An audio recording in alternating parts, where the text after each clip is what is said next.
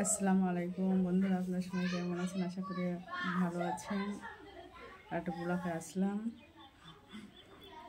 একটা কালকে সমস্যা হয়েছে।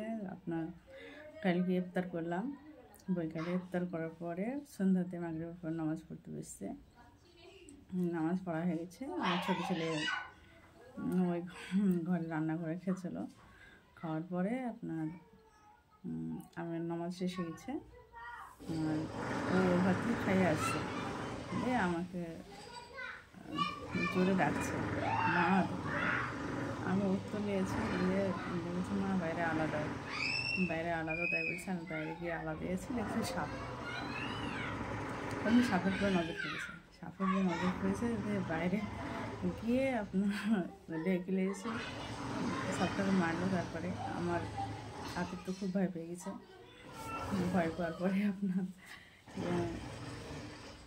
মারা হয়ে গেছে, তাও হয়ে গেছে। কেমন বুদ্ধি দেখেন। ওখানটা ছাগল দাঁড়িয়ে আছে বাচ্চা নিয়ে, আপনার মানে ঘরে ঢুকতে আছে, মানে সিঁড়ি বয়ে উপরে উঠে পড়েছে সাপ। আর ও উঠবে কি, ও লড়ছে, বুঝতে পারার সঙ্গে সঙ্গে আপনি ডেকেছে আমাকে। ভালোই যে ছেলে বুদ্ধি যে হচ্ছে, উপরে উঠে পড়ে না, উপরে শুধু উঠে অভ্যাস।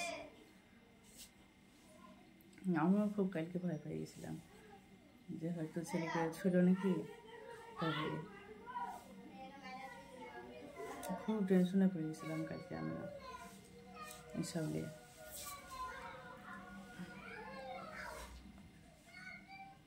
কোথা থেকে চলে আসলো হট করে বুঝতেই পারিনি 5 মিনিটের মধ্যে।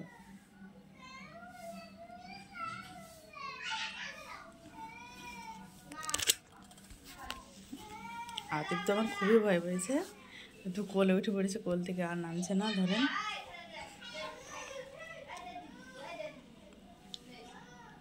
এখন রৌদ্র না হলে আপনাদেরকে দেখাতাম জায়গাটা, মানে রোদ্রে দেখা যাবে না, এত রোদের ওখানে ছোট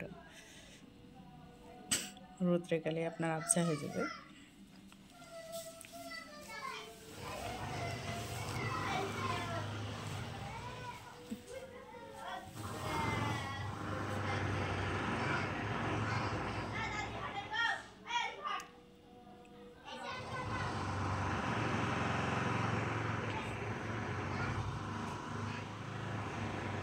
রাত্রেও ঘুমাবে, তাও বলছে মা রাত্রে বিছানায় চলে আসবে না তো, তাই বলছে। তাহলে কতটা ভয় পেয়েছে ভাবেন, ছোট ছেলে না। আমার বড় ছেলে হলে আরও ভয় পেত, ও ছোটোটা তাও তো সাহস আছে, আর বড়টার তো সাহসই নেই।